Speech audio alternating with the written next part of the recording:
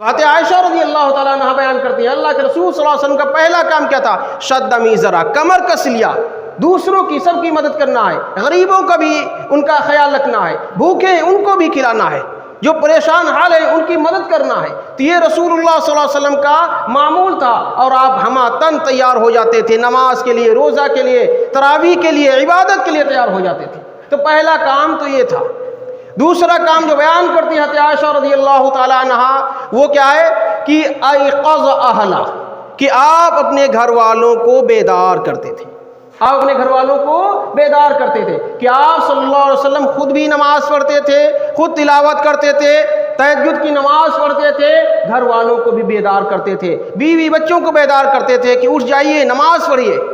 نماز کے لیے بیدار کرتے تھے۔ چنانچہ روایت کے اندر آتا ہے، حضرت عائشہ رضی اللہ تعالیٰ عنہ لکھتی ہے کہ اللہ کے رسول صلی اللہ علیہ وسلم جب تہجد کی نماز پڑھتے تو مجھے بیدار کر دیتے کہ عائشہ اٹھ جاؤ۔